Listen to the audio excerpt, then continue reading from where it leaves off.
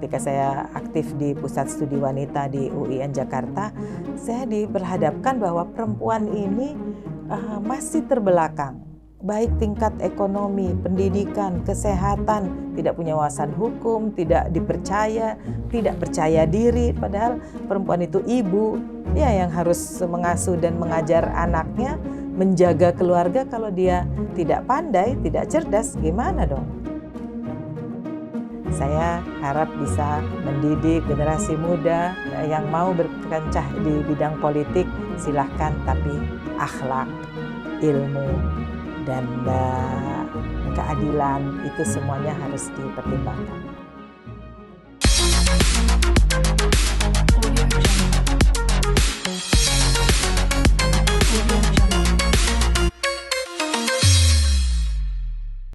Assalamualaikum warahmatullahi wabarakatuh. Selamat datang kembali di Next Class Podcast bersama saya Olivia Ferrari. Dan Next Class Podcast ini merupakan salah satu ruang untuk kita ngobrol-ngobrol seputar kisah inspiratif bersama akademisi UIN Jakarta. Namun ini bukan hanya untuk penonton mahasiswa UIN Jakarta aja nih, tapi untuk penonton seluruh Next Class Podcast. Dan tentunya kalau ngomongin akademisi inspiratif, di sisi kanan saya saat ini sudah ada salah satu akademisi inspiratif dari UIN Jakarta. Mari kita sambut Prof. Dr. Amani Burhanin Lubis. Selamat pagi, Prof. Pagi, Assalamualaikum warahmatullahi wabarakatuh. Apa kabar, Prof, hari ini? Baik, alhamdulillah, sehat. Ya. Alhamdulillah. Kegiatan akhir-akhir ini lagi sibuk apa nih, Prof? Ya, ada yang rutin, misalnya rapat-rapat apa di kampus atau di Majelis Ulama Indonesia. Atau yang lebih rutin lagi, olahraga pagi ya. Ya. Olahraga pagi berarti ini dalam rangka agenda kesehatan, untuk menjaga kesehatan begitu, Prof? Iya, sudah lama ya, apalagi di lingkungan kampus UIN Jakarta ada Danau Situgintung. Nah, itu kita manfaatkan dari pagi. Kalau weekend jalan kaki, kalau weekdays pakai sepeda. Oke, sebelumnya terima kasih sudah hadir di Next Class Podcast. Tentunya ini merupakan podcast perdana dari LP2M UIN Jakarta yang untuk memberitahu nih, Prof, generasi-generasi Gen Z ataupun seluruh penonton Next Class Podcast di balik layar kesuksesan dari Prof Amani seperti apa. Terus kita juga mencari tahu fun fact cerita di balik perjalanan dari Prof Amani seperti apa. Nah, sebelum sejauh itu, Prof, ini kan kalau kita kasih tahu sedikit, Prof Amani ini merupakan salah satu mantan rektor pertama di UIN Jakarta dan juga merupakan guru besar dari sejarah politik Islam. Seperti itu ya, Prof? Yeah. Nah, ini kalau ngomongin soal perjalanan Prof Amani sendiri, sebenarnya kalau di masa-masa kuliah atau saat belajar ngomongin soal pendidikan, pernah ada nggak sih, Prof, fun fact ketinggalan telat kuliah ataupun sempat ketinggalan telat pelajaran dan lupa kerjaan pelajaran ya, Prof, kalau ngomongin soal pendidikan, Prof? Oke. Pendidikan saya dari awal ya. Tapi saya koreksi sedikit tadi, saya rektor perempuan pertama di UIN Jakarta, salah satu mantan rektor. Oke, makasih. Ya, tentu ya dalam belajar itu banyak sekali suka dukanya. Sama dengan semua kita yang mahasiswa ataupun yang sudah jadi dosen, sudah berprofesi apapun, pasti ada kesulitan atau ada juga yang menyenangkan dari pembelajaran, proses pembelajaran. Tentu kita ketika sudah berkarir pun kita tiap harinya juga belajar.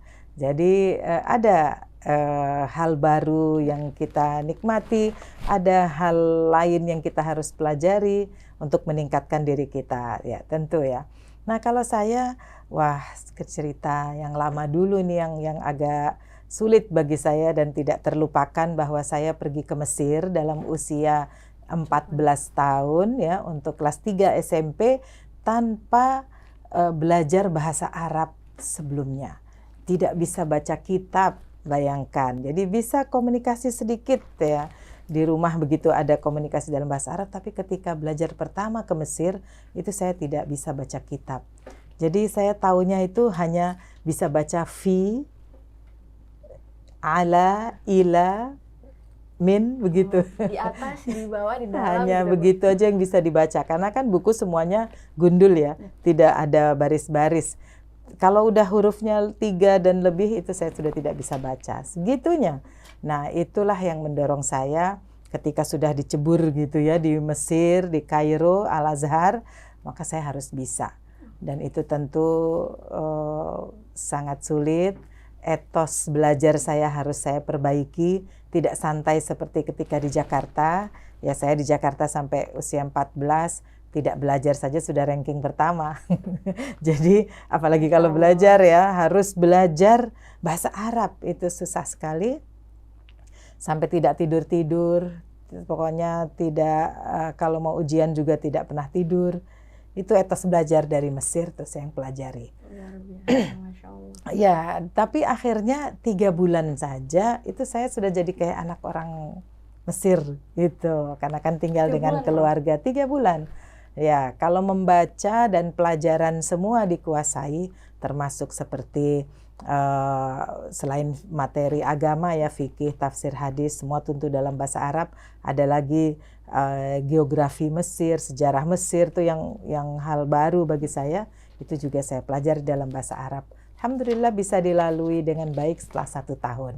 Nah, itulah yang saya rasakan, susah-susah ya, berakit-rakit dahulu, berenang-renang ke tepian, bersakit-sakit dahulu, bersenang-senang kemudian. Itu betul saya rasakan bahwa memang kita harus serius, disiplin, susah payah dahulu, kemudian nanti bisa menikmati. Setelah itu saya belajar di Mesir selama 10 tahun, alhamdulillah bisa menikmati.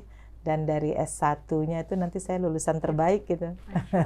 Tapi dari sastra Inggris ya, yang bahasanya Arab, Inggris, Prancis. Tapi kan kalau dilihat ini perjalanannya dari usia muda, terus tadi Prof. Amani juga sempat menceritakan 3 bulan beradaptasi, culture shock-nya. Ada cerita-cerita menarik nggak sih Prof dari perjalanan sampai akhirnya 10 tahun menetap di sana, Prof? Ya tentu cultural shock ya pasti ada ya. Jadi ketika saya harus belajar langsung di Al-Azhar, ya pakaian seragamnya itu gamis. Di Indonesia kan waktu itu saya di Al-Azhar Kebayoran Baru pakai rok ya. Itu juga sudah hal baru bagi saya. Mulai pakai kerudungnya yang ke belakang dulu tuh, masih SMP. Modelnya saya beda belum diikat ke depan, ya masih seperti itu. Kemudian tapi saya tentu cepat ya beradaptasi, alhamdulillah, untuk makanan, tadi bahasa dan lainnya. Ya penampilan memang agak beda walaupun mirip-mirip orang Arab, tapi masih bisa dilihat ini orang asing. Jadi jadi perhatian kalau lewat gitu di sekitar perumahan, oh ini ada siswa asing gitu dari Indonesia, masih kelihatan. Tapi lama-lama sudah terbiasa. Lama-lama terbiasa oleh perjalanannya ya, Prof. Ya. Nah, tentunya di balik perjalanan Prof. Amani sendiri ada peran penting keluarga pastinya di sini. Nah, kalau boleh cerita dikit Prof. Amani, seberapa berpengaruh dari lingkungan keluarga maupun dukungan keluarga untuk melihat sampai sejauh ini perjalanan dari Prof. Amani? Ya, alhamdulillah. Jadi dukungan keluarga sangat besar sekali. Ketika saya anak pertama ya dari 4 bersaudara, maka ketika ibu saya berencana untuk ngirim saya ke Mesir usia 14, berarti saya harus hijrah ya ke Mesir. Dan nggak tahu kapan pulangnya. Memang 10 tahun saya di sana cuma 3 kali pulang ke Indonesia, tapi orang tua sering ke sana gitu ya. Nah, iya dikunjungi. Nah itu karena kita belajar dan juga menikmati belajar di sana, maka upaya yang kita lakukan itu insya Allah kita raih gitu ya. Ketika beradaptasi pun kita juga dengan legowo, ikhlas gitu ya. Jangan merasa dipersulit, oh ini sulit gitu. Yang nggak enak di luar negeri itu kan kita dianggap orang asing. Ya, apalagi dalam administrasi, birokrasi itu harus ada paspor, harus ada ini nih. Bagi mahasiswa yang belum keluar negeri, sekolah di luar negeri ini sepertinya mudah. Padahal kita yang mengalaminya itu susah tuh, bawa paspor kemana-mana. Kalau ya pokoknya enaknya tuh ya belajar di tanah air sendiri. Tapi khawatirnya nggak terlalu berkembang. Jadi bagus gitu ya, juga kalau kita hijrah atau kita keluar negeri, ada harapan ya bagi generasi muda untuk meningkatkan diri, menambah wawasan. mempunyai karakter yang tangguh, itu adalah ketika kita sudah ditempa di luar negeri. Keluar dari comfort zone, kita ambil pengalaman-pengalaman baru, disitulah nanti nilainya kita bisa memupuk ke karakter supaya menjadi kuat dan bisa menghadapi berbagai tantangan. Itu diawali dari cara belajar, tadi etos belajar yang kuat dan juga yang menghasilkan. Harus ada prestasi, bukan asal-asal belajar. Baik, berarti yang penting untuk catatan apalagi buat generasi muda, jangan takut buat keluar dari comfort zone begitu ya, Prof. Betul. Dan yang menarik juga tadi Prof Amani menceritakan, ini juga salah satu anak perempuan pertama kan ya, Prof. Nah, yang sering terjadi mungkin di generasi-generasi saat ini terutama ataupun yang sebelumnya, Prof, menjadi anak perempuan pertama tentu nggak mudah. Nah, dari cerita perjalanan Prof Amani sendiri, mungkin ada nggak sih Prof tuntutan lebih nih sebagai anak perempuan pertama harus sukses menjadi contoh adik-adiknya dan yang lain. Nah, ini bagaimana nih Prof untuk insight buat generasi muda? Iya, saya kira itu wajar ya. Anak pertama perempuan tentu harapan orang tua juga ini adalah kakak harus kasih contoh adik-adiknya, wajar ya. Terus saya juga tidak terlalu ngoyo sih. Iya, tidak terlalu ngoyo, harus jadi yang baik, kakak yang baik, harus berprestasi, harus ranking 1, tidak. Apapun saya jalani sesuai dengan yang sepatutnya dan yang diminta oleh dosen saya lakukan yang terbaik. Gitu. Nanti prestasi dan apresiasi dari dosen datang kemudian. Nah, jadi peran keluarga sangat besar ketika kita menjadi kakak, tentu ada juga ada harapan ya. Ini namaku Harapan ya. Amani artinya harapan. Iya, jadi bukunya juga namanya Harapan. Ini berangkat dari kesulitan cari nama, cari judul untuk buku. Udah mau terbit besok, covernya baru jadi. Terus ini jadi cerita buku ya. Terus namanya apa, judulnya apa Bu? Saya bilang, aduh udah nulis ini 3 tahun, udah bingung, dikejar-kejar editor dan dikejar publisher. Terus tiba-tiba harus judulnya apa, nama buku ini, title-nya apa. Akhirnya itu sudahlah, namaku Harapan. Ya, Amani Lubis merupakan harapan bagi keluarga. Alhamdulillah. Nah, jadi waktu saya cerita juga waktu di Al-Azhar setelah tamat SMA, saya SMA-nya IPA Biologi, maksudnya mau masuk kedokteran. Tapi terus waktu itu di Al-Azhar tidak terima yang beasiswa masuk kedokteran karena di sana kan pendidikan gratis. Nah, saya waktu itu ingin sekali orang tua saya bisa memasukkan saya ke kedokteran dimanapun dengan berbayar. Pokoknya cita-cita saya harus tercapai. Iya. Bayangan saya ketika muda seperti itu. Tapi ternyata ya itu saya pikir, saya anak pertama, kedua orang tua saya PNS, gak mungkin lah mau bayar untuk kedokteran mahal di luar negeri, kemudian adik-adik saya bagaimana. Nah, disitulah saya berpikir sebagai kakak yang tertua, maka ya saya terima yang adanya. Kata kakek saya juga, udah nanti jadi dokter, kalau masuk sastra Inggris bahasanya kan Arab, Inggris, Prancis gitu, jadi nanti jadi dokter. Kemudian Alhamdulillah akhirnya jadi profesor dan jadi rektor sejarah politik Islam UIN Jakarta.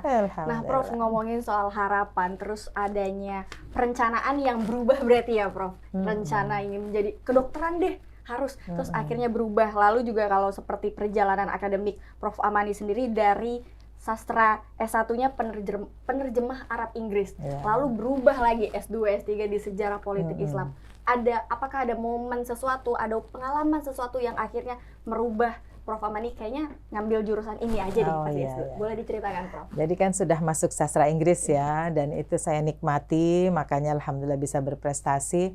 Kita dilatih 2 tahun di lab untuk terjemah langsung Arab, Inggris, Prancis begitu ya. Jadi Alhamdulillah. Nah dari pengalaman itu saya sebenarnya ingin ketika pulang ke Indonesia itu kerja di PBB. Jadi penerjemah resmi, kan itu memang program Al-Azhar dengan PBB untuk mencetak ke penerjemah resmi atau interpreter yang biasa di konferensi-konferensi. Nah, ternyata pas pulang ke Indonesia kantor PBB jauh di Jalan Tamrin, sedangkan saya di Ciputat. Akhirnya tidak jadi kerja di PBB. Akhirnya saya pingin di Kemlu, masuk Kemlu kan perlu bahasa-bahasa ya. Sudah mendaftar ke Kemlu, ternyata juga tidak berhasil. Akhirnya ya sudah, akhirnya harus jadi dosen. Padahal dulunya tidak terbayang saya juga jadi dosen. Nah, ketika itu saya konsultasi sama kakek saya, alhamdulillah saya panggilnya kakek ya, almarhum Profesor Harun Nasution, mantan rektor UIN Jakarta dan ya tokoh ya, penulis, pemikir, pembaharu kajian keislaman di Indonesia ya tahun 70-an 80-an itu.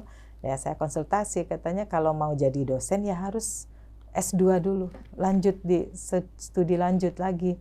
Oh oke lah begitu. Jadi waktu itu bahasa saya tidak terlalu baik karena 10 tahun di Mesir, bahasa Indonesianya masih kaku seperti anak SMP ya, waktu ya, baru masuk ke Mesir gitu ya, Prof. Jadi terus saya baca koran juga bahasanya kok beda sekali, ternyata banyak bahasa masuk dari bahasa Inggris, bahasa Sanskerta, bahasa lainnya gitu. Jadi bahasa Indonesia ternyata juga sudah berkembang. Tapi akhirnya saya beranikan diri masuk pasca sarjana dan alhamdulillah ya, karena tidak ada sastra Inggris kan di UIN Jakarta atau di sekolah pasca sarjana, maka saya masuk ke ambil sejarah. Dan agak politik memang karena saya sejarah waktu itu membahas sejarah dinasti Mamluk yang memang sultan pertamanya itu perempuan. Iya, tahun 1250 sultanahnya sudah berkuasa.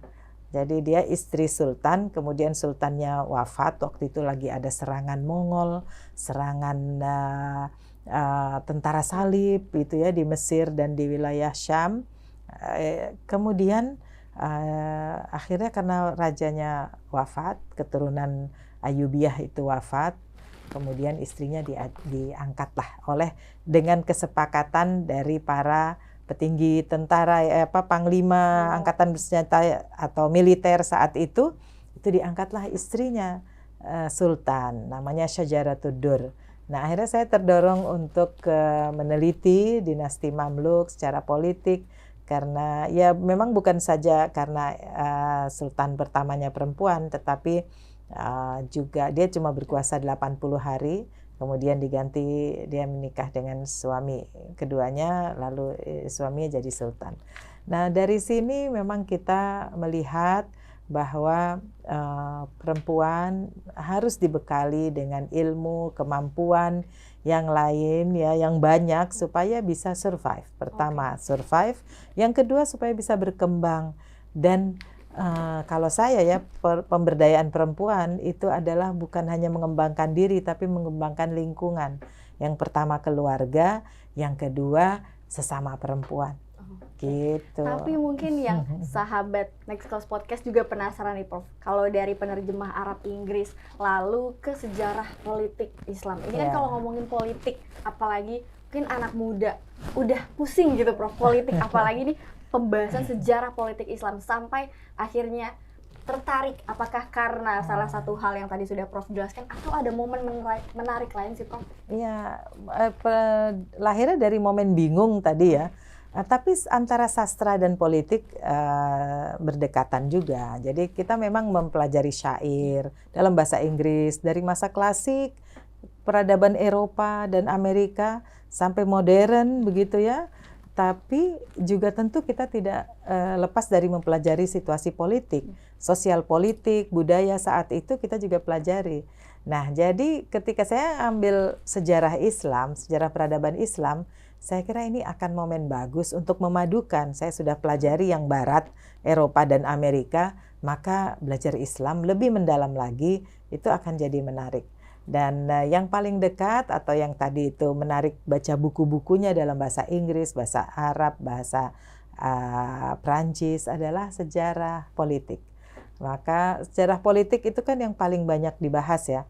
Kalau sejarah ekonomi mungkin masih sedikit. Sejarah hukum juga sedikit.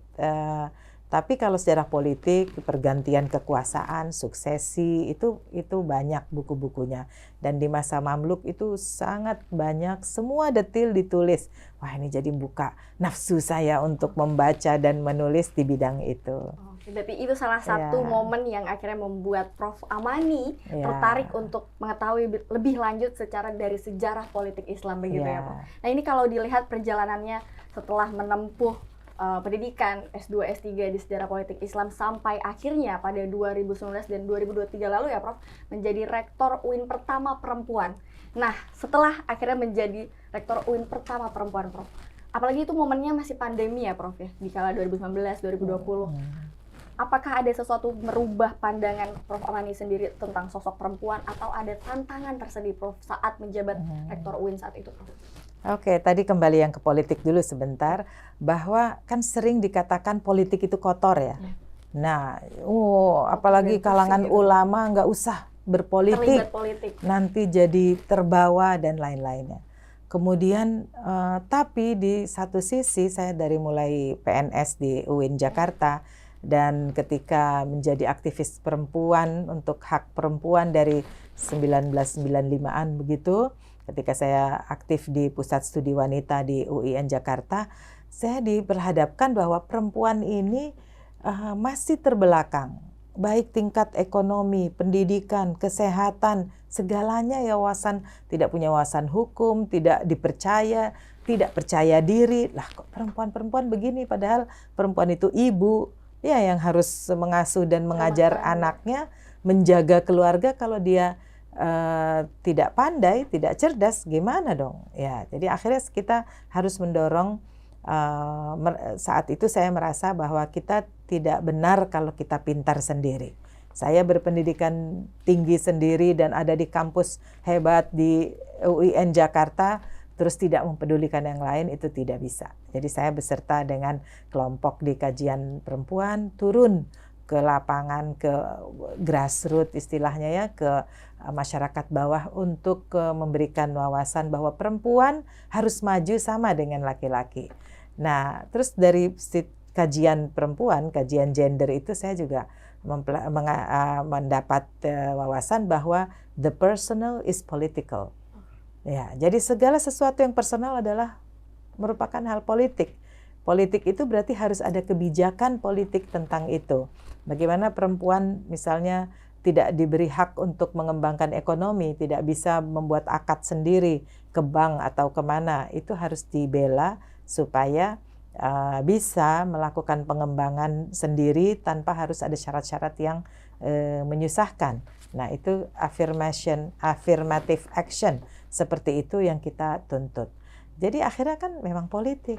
Tapi jangan ajak saya ke partai politik. Ya, jadi saya suka politik tapi di kelas aja. Saya harap bisa mendidik generasi muda yang mau berkancah di bidang politik, silahkan, tapi akhlak, ilmu, dan keadilan itu semuanya harus dipertimbangkan. Tapi kan kalau ngomongin soal politik nih, Prof, banyak orang yang masih mungkin takut terlibat dengan politik, entah itu tidak hanya partai politik begitu ya, Prof. Tapi berarti apa nih yang pandangan dari Prof Amani yang bisa disampaikan apalagi untuk generasi muda untuk jangan takut terlibat dalam situasi yang memang diharuskan terlibat dengan situasi politik, Prof? Ya, lagi ketika saya jadi rektor, ya alhamdulillah tahun 2019 belum pandemi. Jadi saat itu alhamdulillah bisa ada dilakukan pengembangan dan saya tanamkan betul bahwa kita bisa bekerja dengan baik. Tidak harus kita berbuat salah untuk bisa berkuasa. Tidak boleh nyikut-nyikut ketika ada orang yang memang berpotensi untuk maju. Tidak usah dilemahkan semangatnya ketika dia juga mau berjuang di bidang masing-masing. Maka itu saya pegang bahwa di UIN Jakarta sangat bisa untuk dibenahi berbagai hal asal kita serius. Sehingga ini pelajaran ya, bahwa kita memang harus ada keseriusan untuk memperbaiki segala hal. Dan kapan kita bisa memperbaiki? Kalau kita sudah punya niat baik, sudah punya pandangan yang positif, sudah punya rasa keadilan, kasih sayang, dan perhatian, kepedulian kepada sesama, kesetaraan kepada sesama, itu baru bisa. Nah, jadi generasi muda saya ajak untuk menerapkan semua prinsip ini dan harus dipupuk dari sekarang dan bahkan berdoa di dalam sujud untuk bisa melakukan hal itu. Ini yang saya lakukan dari masih di Mesir dulu. Setelah tadi tantangan tidak bisa bahasa Arab, itu saya sedih sekali. Akhirnya saya dalam sujud saya, ya Allah, hilangkan semua kesulitan, bantu saya untuk bisa adil, itu selalu doa saya. Maka alhamdulillah ketika memimpin pun, moto saya kan memimpin dengan hati. Ya, jadi peduli terhadap kalangan yang membutuhkan, apakah itu mahasiswa, karyawan, baru saya perhatikan kalangan yang akademisi yang lebih tinggi, saya perhatikan guru besar, para dosen, semua program-program memang terlihat ada kepedulian, peningkatan kesejahteraan. Saya kira itu bisa, walaupun di masa pandemi. Justru di masa pandemi saya melakukan gebrakan-gebrakan ya, bisa dibaca di media juga. Misalnya saya bikin dapur umum, berapa bulan itu, 1,5 bulan kalau nggak salah. Banyak mahasiswa di sekitar UIN tidak bisa makan. Kita bikin Google Form, ada yang di kamarnya tergeletak karena sakit COVID, tidak bisa berobat, tetangganya, temennya nggak bisa nganterin makanan. Nah, karena tapi mereka bisa ber-HP, maka dalam Google Form itu terkumpullah 250 orang perlu makan dan perlu pengobatan. Melalui Social Trust Fund, STF kita yang diketuai oleh Prof. Amelia Fauzia, itu kita kerjasama. Ayo bikin dapur umum, lalu bantu semua, sembako, apapun, kemudian beasiswa juga. Lalu dengan UIN Jakarta, kita dengan Fakultas Kedokteran, kampus pertama kasih vaksin untuk kalangan akademisi. Alhamdulillah. Karena tadi saya punya wawasan kedokteran, ingin jadi dokter tidak jadi. Ada ambisi itu ya, Prof? Alhamdulillah saya punya fakultas kedokteran, bisa meluluskan para dokter, sumpah dokter ada di hadapan saya. Itulah hikmah dari kegagalan yang dulu. Jangan dianggap kegagalan. Jangan dianggap kegagalan, dan ketika sudah ada niat baik, kuncinya dari hati ya Prof ya, diteguhkan dan jangan lupa untuk meminta sama Allah agar dipermudah ya Prof. Betul. Baik, dari perjalanan Prof Amani menjadi rektor pertama perempuan di UIN Jakarta, lalu tentunya Prof Amani juga terlibat dalam organisasi nasional maupun internasional yang luar biasa, khususnya pada 2017 lalu mendapatkan kehormatan berceramah nih Prof. Ini juga yang menjadi poin luar biasa, Masya Allah, dari Prof Amani di hadapan Raja Maroko. Mungkin boleh diceritakan momen pengalaman waktu itu Prof, kita throwback sebentar ke 2017. Seperti apa perjalanannya sampai akhirnya dapat berpidato begitu di depan Raja Maroko. Apakah seperti apa dan rasanya nih Prof? Mungkin boleh diceritain kepada sahabat Next Class. Itu karunia yang besar bagi saya. Pertama, saya juga terima kasih kepada LP2M UIN Syarif Hidayatullah Jakarta, karena tahun 2015 saya diutus sebagai visiting professor di Maroko. 2015, jadi 2 tahun sebelum ceramah. Itu saya lakukan tugas saya di Maroko secara ikhlas. Intinya kerja ikhlas. Saya awalnya kan di negeri orang asing ya, nggak tahu, nggak punya relasi saya cuma beberapa mahasiswa sama kedutaan. Akhirnya saya bikin CV saya singkat dalam bahasa Arab dan bahasa Inggris, tolong kasih di KBRI sama beberapa mahasiswa, sebar ke masyarakat di Maroko. Mungkin siapa yang perlu ceramah, pengetahuan tentang Indonesia, saya bisa menyampaikan dalam bahasa Arab dan bahasa Inggris. Jadi intinya adalah bahasa. Jadi ketika tadinya saya belajar bahasa itu sebagai ilmu, tetapi setelah itu jadi alat.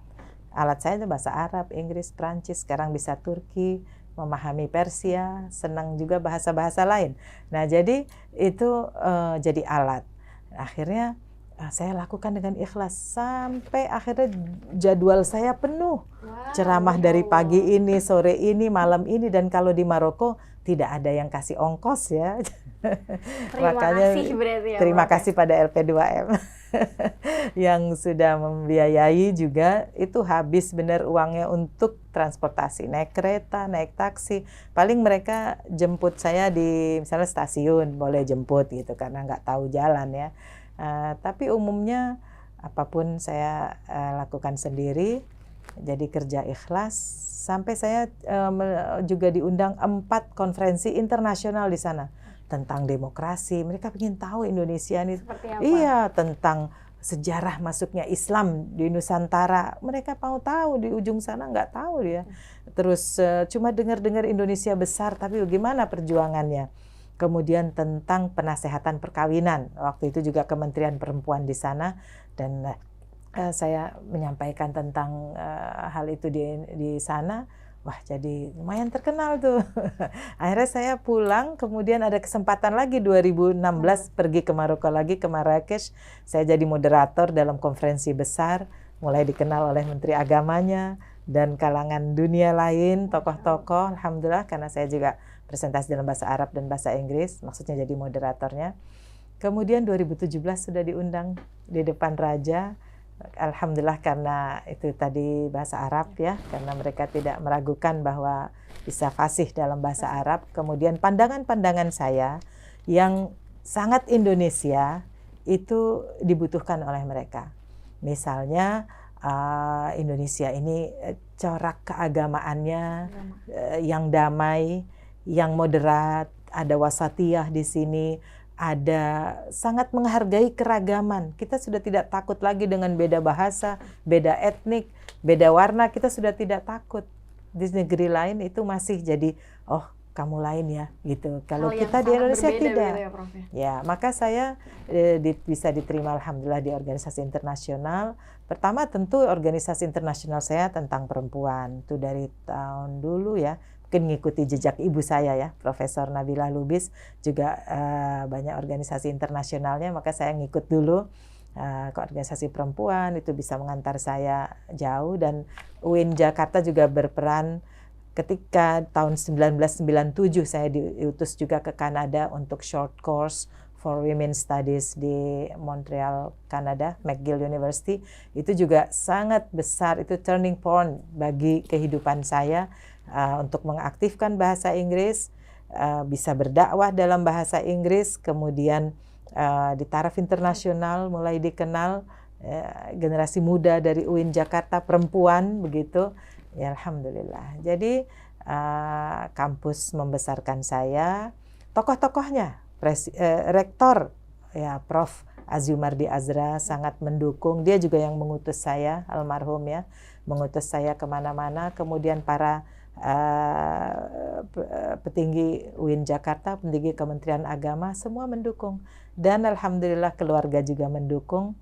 Akhirnya saya juga di Emirat menjalani 3 fungsi, jadi mufti di majelis fatwanya Emirat, kemudian jadi anggota Senat Universitas Muhammad bin Zayed for Humanities, dan anggota Badan Penasehat Abu Dhabi Peace Forum, dan itu sudah 9 tahun sebelum jadi rektor. Ya, mungkin makanya jadi dengan wawasan internasional, wawasan paduan Barat dan Timur yang ada pada diri saya, alhamdulillah saya bisa jadi rektor. Berarti kan memang kalau dilihat dari tadi cerita Prof. Amani juga didukung dengan lingkungan yang suportif begitu sampainya, Prof. Ya, betul. Namun di balik layar, mungkin di balik akhirnya bisa mendapatkan kesempatan untuk berpidato Ramadan di depan Raja Maroko. Mungkin ada challenge tersendiri begitu, Prof, meskipun sebelumnya sudah banyak sekali experience perjalanan. Iya, Maroko katanya terkenal memang selalu bikin hal-hal mendadak. Jadi saya alhamdulillah berkesempatan menyampaikan di 10 hari terakhir bulan puasa. Saya datang mungkin hari ke-11 begitu, atau hari ke-11. Udah pas datang langsung saya udah bikin makalah. Saya bikin makalah sendiri 24 halaman. Nah, memang saya tahu akan disampaikan di depan Raja selama 40 menit. Lalu hari pertama datang sudah langsung didatangi oleh direktur dari Kementerian Wakaf. Ayo coba Ibu baca makalahnya. Kita dites, dilatih maksudnya ya. Diuji langsung. Iya. terus sambil pegang stopwatch mereka. Ya, wah ibu udah, terus akhirnya saya itu padahal baru datang dan perjalanan tuh 24 jam ya, dan bulan puasa dan saya tidak batal karena kan dikasih bisnis di pesawatnya, jadi saya bilang sayang kalau buka puasa saya tidur ya, nanti sampai sana udah tinggal sebentar lagi maghrib, jadi tidak masalah gitu. Tapi malamnya sudah harus berlatih. Nah, terus saya bilang, wah ini masih baca 4 halaman lagi, tapi waktunya udah lebih nih, udah 40 menit lebih. Saya berhenti dulu, nanti saya ringkas lagi, saya kurang-kurangi. Oh iya ya baik, besok kita datang lagi. Tiap hari berlatih begitu, jadi bukan kita tampil begitu kelihatannya udah pede ya. Tapi perjuangan di balik layarnya. Perjuangan, sampai dikasih baris-baris dulu. Revisi dulu berarti. Oh revisi, akhirnya cuma jadi 18 halaman. Terus di hari terakhir sebelum tampil masih di depan Menteri Agama di sana, Menteri Wakaf ya, di kantornya, coba Ustazah baca. Oh ya siap. Dia pegang stopwatch juga. Ini masih dibilang boleh kurangi ini nggak? Boleh revisi ini nggak? Begitu tantangan kita. Subhanallah. Itu nanti di depan waktu sudah di Istana Casablanca itu ya. Di Istana Casablanca duduk di mimbar yang 4 undakan gitu. Yep. Rajanya duduk di bawah begini nih, kayak gini rajanya di bawah. Nah, saya duduk di atas, itu masih disuruh kurangi lagi 1 kalimat. Nah, ya saya bilang ya udah boleh dikurangi, tapi ini satu-satunya kalimat yang saya bicara soal perempuan. Masa saya perempuan? Ya, iya, bagi saya penting. Masa hal perempuan saya tidak katakan? Oh, Ustazah mau ngomong apa? Ya begini kita sama, kita berkiprah bisa membangun negeri ini ya bersama dengan laki-laki dan perempuan. Oh ya baik. Lalu bahasanya agak diubah sedikit supaya tidak menyinggung suasana di Maroko, karena waktu itu lagi ada pergolakan penuntutan hak yang berlebih bagi perempuan, misalnya waris harus sama gitu-gitu tuh masih dia masih berdebat di situ. Kalau kita kan tidak ya, kita bukan masalah itu lagi. Ya, akhirnya ya ide-ide seperti itu diterima, ya, saya akhirnya tampil dan saya bawa buku saya dalam bahasa Arab, waktu itu baru terbit tentang buku pertama atau dalam bahasa Arab yang pertama itu tentang wasatiyatul Islam fi Indonesia. Jadi memang tentang wasatiyah saya kasih dihadiahkan ke Raja Maroko. Iya, ada itu dia terekam di dalam YouTube. Alhamdulillah, itu pengalaman memang tidak terlupakan. Sejak itu saya tiap tahun bulan puasa diundang. Tamu raja dan selalu duduk di depan. Rajanya, putra mahkotanya masih ingat, masih nunduk ke saya. Tahun 2023 setelah saya tidak jadi rektor lagi masih diundang. Tapi masa pandemi berhenti memang, jadi saya tidak pergi. Iya, di sana kan juga khawatir, karena mereka mengumpulkan 1.000 orang, 1.000 ulama dari seluruh dunia. Dan 10 hari pertama, 10 hari kedua, 10 hari ketiga, dan saya waktu itu 10 hari ketiga ya. Dan saat itu, dan seringnya kalau di Maroko, ayo sekarang besok Ustazah tampil gitu. Udah pakaian nih, pakai batik kan, pakai batik, kebaya, pakai gini, kerudung juga ya pastinya. Udah gitu sampai di lobi udah foto-foto, nggak jadi, rajanya sibuk, lagi ada tamu. Schedule gitu ya, Bro. Besoknya nggak jadi lagi. Saya bilang udah sampai hari terakhir tuh yang dibilang deg-degannya ya. Di negeri orang itu memang begitu, kita harus siap dengan segala perubahan mendadak begitu. Saya bilang, aduh saya malu banget ini kalau pulang ke Indonesia, semua orang udah tahu saya mau ceramah depan raja, terus nggak jadi. Pesawat saya sudah lusa. Hari ini belum begitu, gimana dong? Ya sabar. Dan memang seminggu itu raja tidak menerima tidak ada ceramah agama, kan saya tidak sendiri ya. Setiap minggu atau seminggu 2 kali ada yang ceramah dari luar negeri, memang sengaja diundang. Nah, saya tuh sudah hari ke-7 di sana belum ada. Enak sih di hotel. Dia bilang, Ustazah mau jalan kemana? Gitu, kita diajak ke tepi sungai, diajak ke tempat bersejarah. Oke, tapi kan deg-degan. Tugas utama kita kan belum ceramah. Kalau tugas belum selesai masih kepikiran ya, Prof, ya pasti. Nah, ini kan berarti kalau... Nah, terus dulu ini yang penting. Nah, iya, akhirnya diumumkanlah bahwa saya, oh ya, ceramah besok. Nah, baru deh kita benar-benar siap, pakai lagi baju, pakai bendera Indonesia di sininya, ya, terus tampil. Alhamdulillah lancar dan ya alhamdulillah jadi kenangan. Mudah-mudahan juga itu jadi pelajaran buat generasi muda. Kita bisa asal kita mau. Kita bisa asal kita mau. Begitupun perjuangan yang gigih pasti menghasilkan hasil yang luar biasa, bukan begitu Prof Amani? Betul. Dan tadi juga Prof sudah sempat menyinggung, sempat memberikan buku pertama ya Prof ya, menggunakan bahasa Arab ke Raja Maroko. Tentunya seperti buku yang di sisi kita sebelah ini ya Prof. Nah, ngomongin soal buku ataupun penulisan dari Prof Amani kan sudah selalu berkarya. Sekarang udah buku keberapa nih Prof? Saya nggak ngitung ya, tapi selama 4 tahun jadi rektor saya menerbitkan 10 buku. Ya nggak tahu juga karena saya sudah tak terhitung justru ya Prof? Ya nggak, tak bisa dihitung kalau diulang lagi ya. Ada tulisan, ada buku-buku yang terbit sudah lama, kemudian termasuk disertasi saya sudah diterbitkan, ini mau diterbitkan ulang lagi. Kemudian buku berbahasa Arab sudah saya terbitkan lagi 2 tahun lalu, 2022 ya. Tentang gagasan-gagasan baru dalam pengembangan Islam begitu. Kemudian saya karena semasa rektor itu banyak diundang konferensi, jadi saya memang utamakan kalau apakah sambutan atau presentasi saya bikin makalahnya lengkap.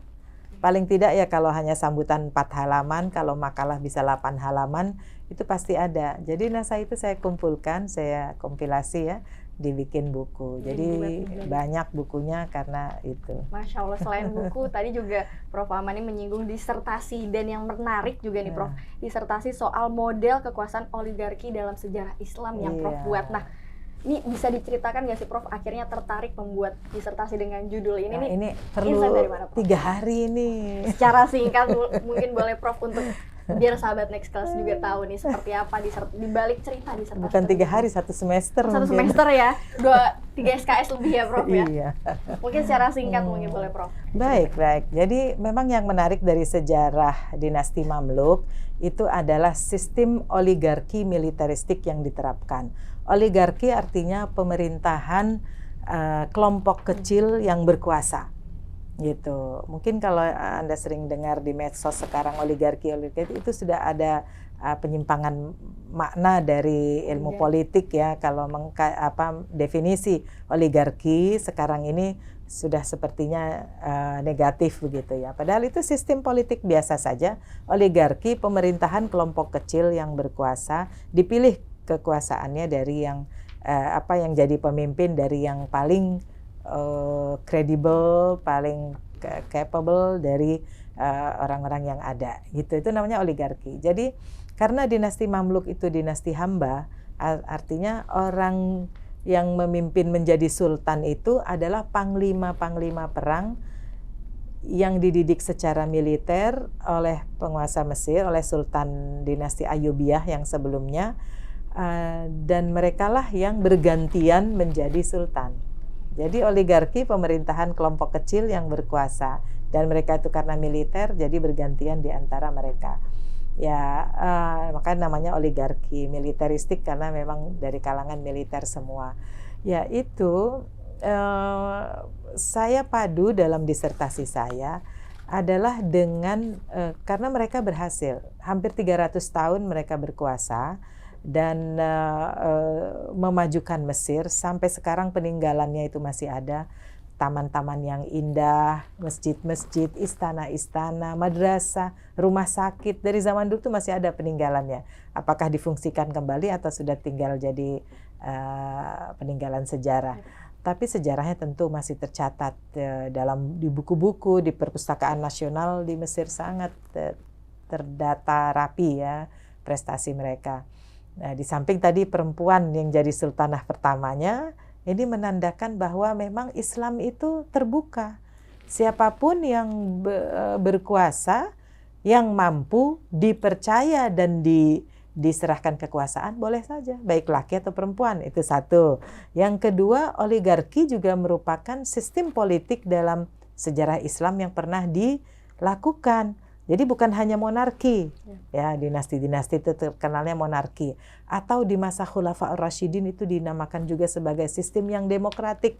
mereka tidak ada hubungan keluarga langsung ya, bukan adik kakak, bukan ayah anak, tetapi bisa saling bergantian menjadi khalifah. Itu sangat monumental, sangat unik masa Khilafah Rashidah.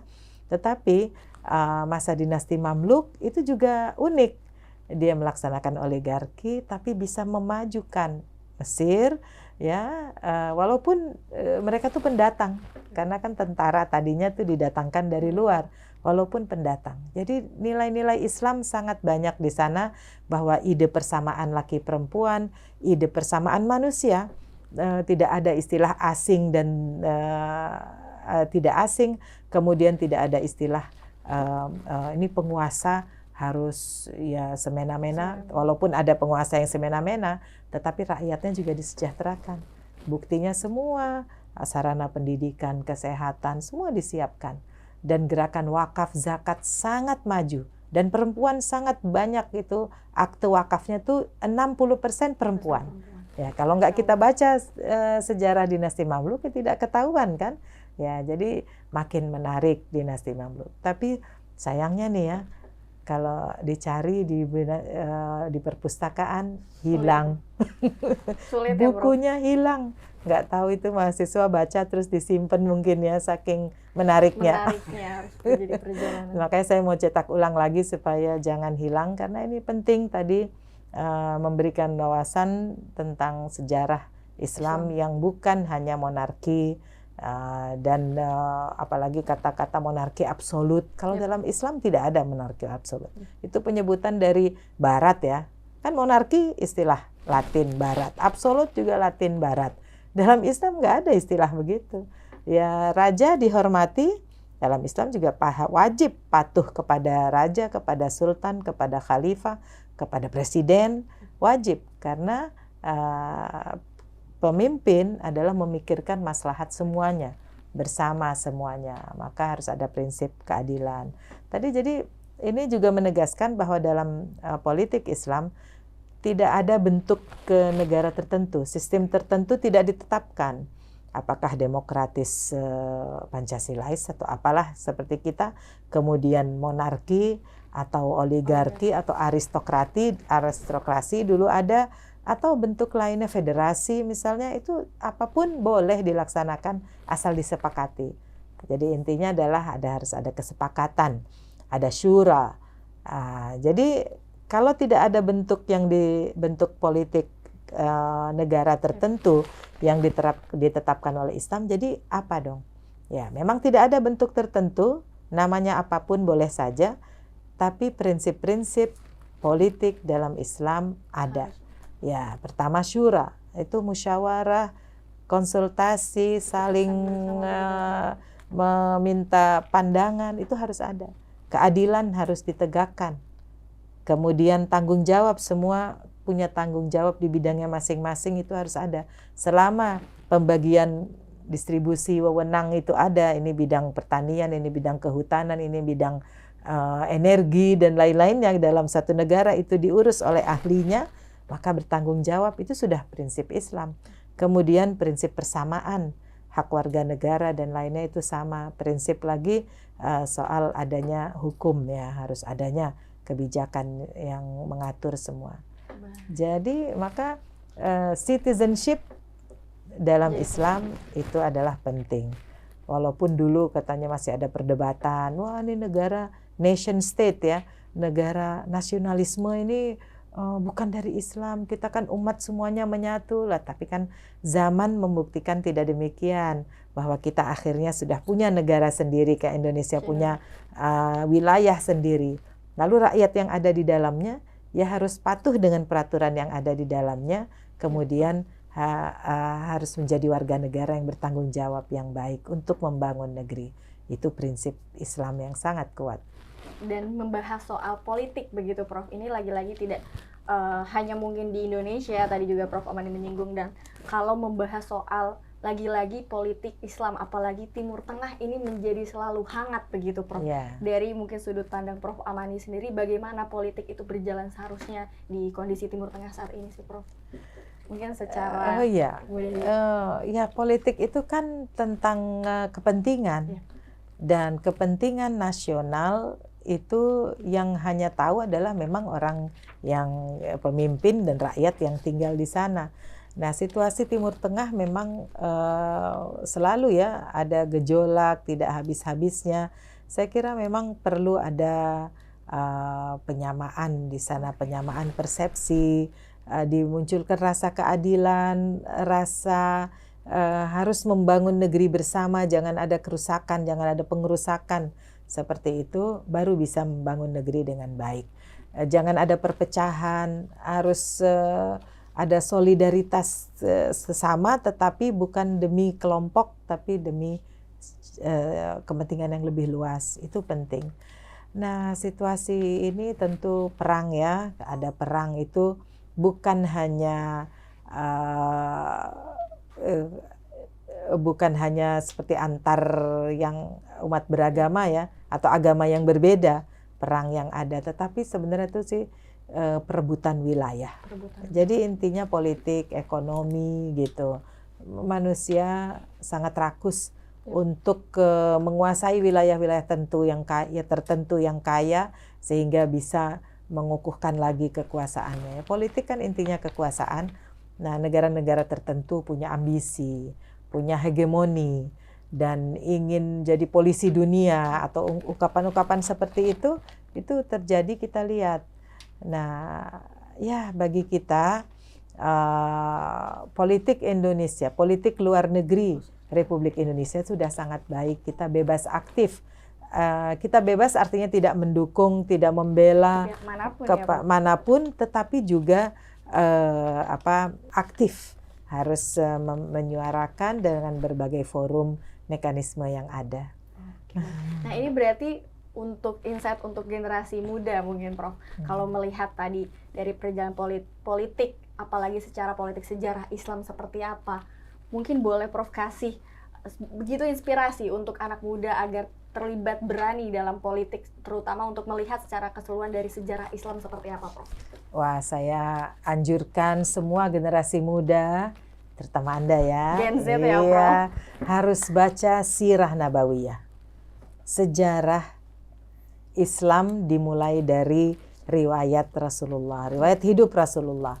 Sejarah hidup Rasulullah ini penuh dengan pelajaran. Dari sebelum adanya kenabian, artinya sebelum turunnya Al-Quran, sebelum dimulai kenabian Rasulullah, sejarah Rasulullah itu juga sudah penuh dengan dengan moralitas, prinsip-prinsip yang sangat bisa dijadikan contoh ya bagi kita, bagaimana generasi muda harus melakukan, harus bersikap. Bagaimana Rasulullah sudah menjadi kaya di usia 17 tahun. Berdagang dari usia 12 tahun, ikut sama pamannya kan ke Syam. Kemudian 17 tahun dia sudah punya harta sendiri, sudah memegang harta sendiri untuk berdagang. Sampai akhirnya usia 25 tentu sudah sangat kaya. Berdagang dari 12, 17 sudah kaya, usia 25 ketika mau nikah dengan Sayyidah Khadijah binti Khuwailid, sudah kaya, sudah berani dia mau melamar Khadijah. Berarti bahasa sekarangnya mungkin sudah belajar untuk mandiri secara finansial begitu ya, Prof? Iya, betul. Mandiri dan kreatif, jadi inovatif, kreatif, berani ambil resiko, berani ambil tantangan, tetapi diberi solusi yang positif. Jangan terus berani ambil tantangan, tapi terus jadi, ya artinya tidak baik buat dirinya sendiri. Atau jadi bunuh diri, atau jadi bunuh diri bukan bunuh beneran, maksudnya jadi gagal lah ya. Bumerang begitu ya, Prof? Iya, jadi gagal itu jangan. Berani mengambil tantangan untuk memperbaiki diri, memperkuat kapasitas diri, tapi terus berhasil gitu. Dan dalam sejarah Islam, sejarah Rasulullah, maka harus detil kita bahas. Anda misalnya peduli lingkungan hidup, ya di UIN Jakarta kan sangat banyak ya, bukan hanya organisasi kemahasiswaannya, tetapi fakultasnya juga semuanya melakukan kegiatan yang memang kita harus peduli pada lingkungan. Dalam Islam sangat kuat. Bagaimana lihatnya? Nah, lihat di masa Rasulullah bagaimana harus kalau lihat tanah terlantar harus ditanam. gitu. Apapun kita makan biji ini harus ditanam. Nanti buahnya setelah 10-20 tahun bukan kita lagi yang makan, tapi orang lain, generasi berikutnya. Nah, jadi itu sudah ajaran. Tidak boleh membuang sampah sembarangan, harus jaga kebersihan.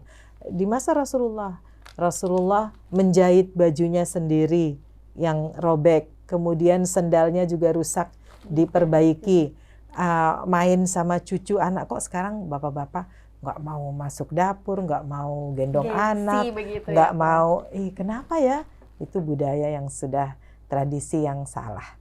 Ya, itu jadi sudah jauh dari sunnah Rasulullah SAW yang melakukan kekerasan terhadap KDRT ya, kepada istri, kepada anak, kepada semua siapapun. Itu berarti tidak tahu wawasan bagaimana kasih sayang Rasulullah kepada keluarganya, kepada sahabatnya, bahkan kepada yang tidak seiman juga dicontohkan oleh Rasulullah. Kan waktu itu ada seorang Yahudi yang selalu, dia buta, selalu mencela Rasulullah. Dia dengar, oh itu ada Muhammad namanya menyebar begini-begini, katanya ajarannya jadi tidak baik, mengajak orang untuk beda atau apapun ya dengan ajarannya yang baru. Tiap hari dia mencaci Rasulullah. Tapi Rasulullah datang kasih makan. Kemudian oh terima kasih katanya. Karena dia tidak melihat ya, jadi dia cuma senang saja. Setelah Rasulullah wafat, yang kasih makan Abu Bakar. Terus dia bilang, lah ini kan orang buta lebih ada sensitivitas ya. Mungkin bau, gitu ya, mungkin baunya orangnya atau cara ngasih makannya beda. Bilang, lah ini kok orangnya lain dari yang kemarin. Oh yang kemarin itu Rasulullah dan baru wafat. Wah dia akhirnya baru kaget. Nah ternyata ya akhirnya kita intinya membantu tanpa pamrih. Masalah kemanusiaan adalah kita satu, kita semua harus sama. Tanpa pandang bulu. Nah itu dicontohkan oleh Islam. Jadi bacalah Rasulullah. Belum lagi peran perempuan dalam peperangan, dalam jadi dokter pertama siapa. Bukan hanya di masa Rasulullah, di masa Khulafa Ar-Rasyidin juga Umar mengangkat polisi, pasar pertama perempuan. Jadi nggak mungkin ya kita, aneh juga kalau di parlemen ada yang tidak setuju diterbitkannya undang-undang anti kekerasan, anti tindakan kekerasan atau apapun lah. Nggak boleh, bukannya kita menuduh dia melakukan kekerasan, bukan. Tapi ada orang lain yang lepas kendali, terus akhirnya dia jadi melakukan kekerasan. Ini yang harus dibuat aturan untuk menjaga hal itu tidak terjadi atau menghukum apabila dia betul menganiaya. Nah, jadi memang peraturan penting. Ya, itulah kalau kita baca dari sejarah Islam lagi, sangat syarat. Buku-buku fikih sangat syarat. Itu ya kita baca bukan untuk diterapkan secara letterlek di zaman sekarang ya, abad 21. Bukan. Jadi pedoman gitu ya. Tapi jadi wawasan bahwa kita ambil prinsip-prinsipnya, bahwa prinsip kasih sayang, keadilan, kebersamaan, inovasi, kreasi itu harus dikembangkan terus. Dan membahas soal kepemimpinan, tadi juga Prof menyinggung soal peran perempuan, apalagi terutama mungkin di wilayah politik begitu Prof. Kan kalau dilihat juga selain rektor pertama perempuan juga masih saat ini Prof Amani juga masih terlibat di Ketua MUI di bagian perempuan begitu ya Prof. Nah ini untuk khususnya mungkin generasi muda, seperti apa sih mungkin langkah yang bisa dilakukan apalagi terlibat dalam peran perempuan terutama di dunia organisasi Prof? Ya, Masya Allah. Saya sebagai informasi, kalau saya tidak pernah berorganisasi apapun selama belum selesai S1. Jadi saya mulai berorganisasi setelah saya pulang ke Indonesia, dan pertama organisasi saya itu adalah ICMI. Jadi saya juga Dewan Pakar di ICMI. Nah, belajar ketika sudah pulang ke Indonesia baru didirikan ICMI. Di Ciputat sini dulu jadi pusat, jadi orsat ya,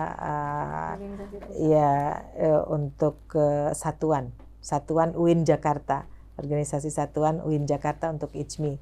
Nah, jadi saya belajar banyak dari para profesor-profesor. Ada Profesor Ahmad Sukarja, Profesor Amin Suma. Itu semua jadi senior saya, mengajarkan saya, ayo bikin SK bagaimana, ayo bikin keputusan notulensi bagaimana. jadi MC bagaimana. Nah itu kita belajar dulu dari begitu. Barulah, jadi kepemimpinan tuh nggak ujuk-ujuk ya, tidak, tapi mau dari pekerjaan yang kecil dulu. Pengalaman begitu Iya, ya, Prof. kita beresin baju dulu sendiri, ngurusin makan yang sehat harus tahu, bisa tampil segar, bisa suara segar, oh tahu harus minum ini, minum itu. Hal pribadi harus generasi muda semua harus tahu. Jangan tidak peduli, oh sudah diuruskan ibu, oh sudah diuruskan ayah, oh nanti aja kalau sakit baru berobat. Jangan begitu ya, nanti harus ada antisipasi selalu. Kemudian kita belajar dan dibimbing, mau dibimbing. Lah anak muda sekarang nggak mau dibimbing gimana dong? Iya, maunya yang urakan atau Merdeka. yang iya makin Independen bisa gitu, Prof. keras atau kelihatan macho, wah ini bagus. Enggak juga gitu ya, jangan menyesal nantinya. Karena kalau hal-hal yang tidak baik dilakukan dari muda itu jadi kenangan tidak baik ya. Misalnya demo dengan urakan, dengan menghancurkan, dengan melukai, terus jadi dia tidak peduli, hatinya jadi keras. Tidak bisa, dia tidak jadi pemimpin nantinya, justru jadi melakukan kekerasan lagi, ya jadi koruptor, jadi penyeleweng, jadi ya tidak bisa memimpin. Jadi sih misalnya direktur tapi nggak benar, jadi menteri tapi nggak benar. Mungkin juga jadi apapun lagi lainnya. Perempuan juga begitu. Kalau dia melakukan hal-hal tidak baik sebelumnya ya jadi sih, bisa jadi tapi tidak maksimal nanti hasilnya. Jadi pejabat tapi tidak maksimal. Nah, bagaimana kita supaya maksimal? Maka pertama minta tolong dari Allah, pertolongan, petunjuk terus dari Allah. Berikutnya kita mencontoh para pendahulu kita yang melakukan kebaikan, lalu kita lakukan apa yang kita bisa dengan inovasi, dengan kreativitas yang kita miliki. Berarti dengan apapun kemampuan yang kita miliki untuk berkontribusi untuk masyarakat begitu ya, Prof? Ya. Bisa dilakukan sebaik mungkin. Dan membahas soal peran perempuan, kalau kita lihat di Indonesia kan juga semakin tahun ini peran perempuan baik secara kepemimpinan juga terus meningkat begitu ya, Prof. Jadi apa sih catatan ini untuk perempuan-perempuan Indonesia mungkin khususnya ini untuk terus ditingkatkan mungkin dari secara kemampuan atau pengalaman nih, Prof? Ya, saya satu aja nih agak keras mungkin, perempuan tidak boleh cengeng. Tidak boleh cengeng.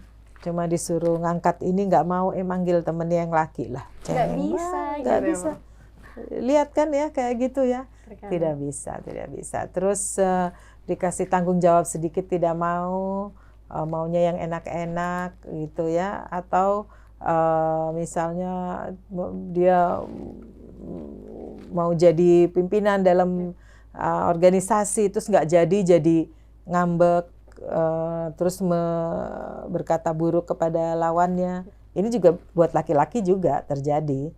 Itu cengeng. Laki-laki yang seperti itu juga cengeng. Saya udah ada satu kata tuh, kalau yang begitu udah cengeng. Jadi nggak boleh cengeng. Nangis boleh kalau lagi ada kematian, ada apa, boleh. Momen-momen Siap.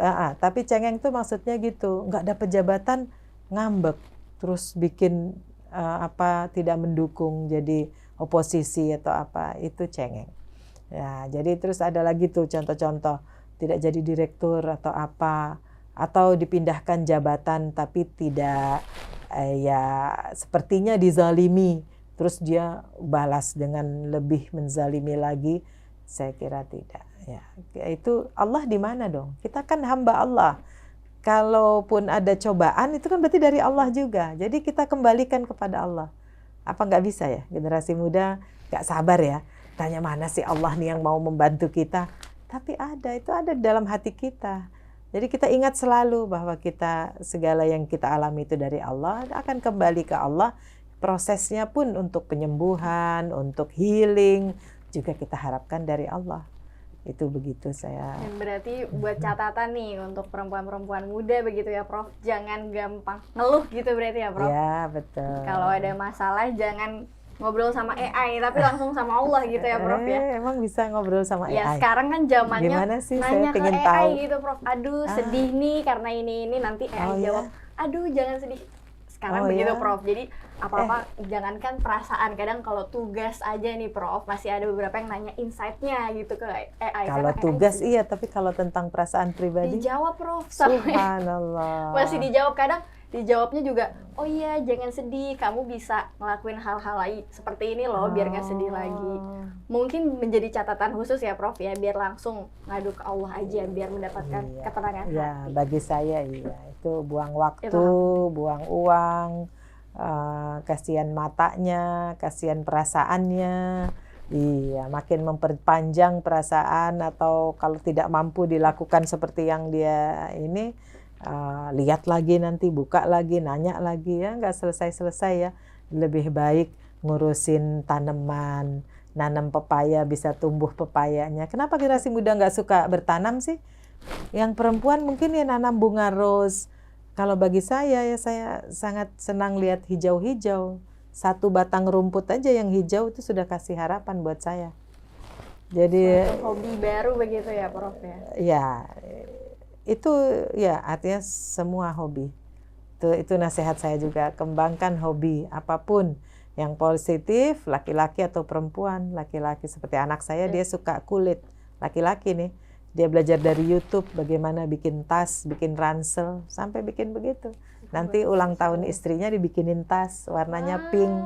Dari buat tangan bikin sendiri ya, belajar dari YouTube. Jadi banyak hal ternyata ya. AI atau YouTube itu lakukan yang positif, jangan yang tidak menghasilkan, tidak ada kreativitas di sana, justru jadi cengeng tadi ya, justru jadi cengeng. Jadi di YouTube banyak hal yang positif, saya juga suka kan menjahit, suka merajut, senang melihat ada karya, walaupun ada tugas negara besar banyak, tugas internasional banyak, tapi saya untuk diri saya sendiri mencari hobi-hobi ketenangan buat diri, recharge energi gitu ya Prof? Ya, dari alam. Ini juga nih mahasiswa supaya, atau generasi muda supaya membiasakan diri ngecas energi dari alam. Kita kembali ke alam, ya boleh main sepak bola, tapi jangan apa sih sekarang lapangannya juga palsu-palsu gitu ya. Yang alam aja, yang tanah asli, nggak apa-apa kotor. Kan sekarang trennya olahraga apa nih Prof? Tenis kah atau apa? Nah, berarti ngomongin soal perempuan, balik lagi nih ada dukungan dari keluarga. Membahas soal ketahanan keluarga dan bagaimana support dari keluarga Prof. Seberapa penting, apalagi untuk kita perempuan-perempuan nih Prof? Ya, sangat penting. Ayah itu atau ibu, dua-duanya penting memberikan kepercayaan kepada anaknya. Misalnya pilihannya, oh dia mau masuk SMA, mau IPA, ya sudah silahkan, kembangkan, belajar yang baik gitu. Percaya dia bahwa anaknya bisa. Tapi ketika dia mulai salah, ya harus diarahkan. Peran orang tua adalah mengarahkan. Misalnya kalau dari keluarga kami ya, pergaulan laki perempuan itu sangat terbatas, dibatasi. Ayah saya marah, ibu saya marah. Kenapa tuh datang temannya laki-laki? Benar-benar. Iya, jadi saya juga terapkan itu untuk anak saya. Kalau ngunjungin temennya, boleh nanti mama lamar langsung. Tetap ada batasan gitu ya, Bro. Dilamar langsung. Nah, anak-anak saya jadi sudah paham. Ya sudah. Kalau belum waktunya nikah, buat apa dekat-dekat sama lawan jenisnya? Iya, laki atau perempuan, mereka sudah tahu. Jadi dekat kepada ini dukungan keluarga kan. Jadi didikan keluarga dari awal itu penting. Kemudian yang menjadikan dia juga merasa nggak pernah melakukan salah. Jangan jadi di masyarakat itu generasi muda jadi salah. Udah tahu pacaran tidak boleh, tetapi banyak yang melakukan. Akhirnya kok jadi boleh.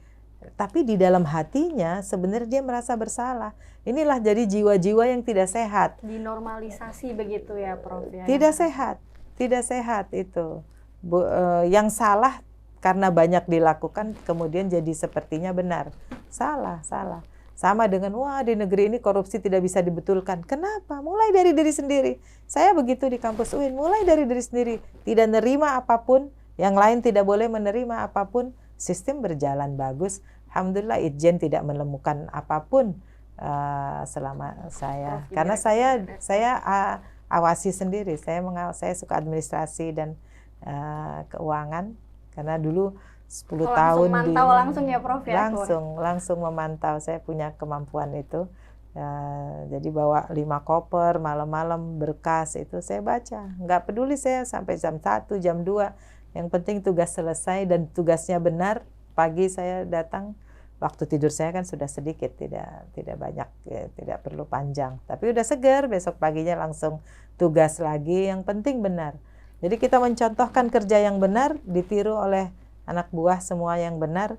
Lalu secara institusi semua jadi benar. Semuanya kita dari usahakan diri sendiri dulu ya Prof ya berarti.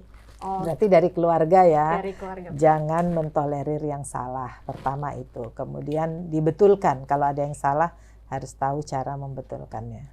Oke baik Prof. Nah mungkin boleh inspirasi untuk sahabat Next Class sendiri Prof. Tadi perjalanan Prof Amani sendiri dari merantau ke Mesir dengan shock culture dulu ya Prof, bingung bahasa Arab dan yang lain sampai akhirnya menjadi Prof Amani, sosok yang inspiratif seperti saat ini. Mungkin boleh kasih inspirasi dan pesan untuk penonton sahabat Next Class Prof. Terima kasih, Masya Allah. Senang sekali ya bisa berbincang dengan masalah yang beragam seperti ini.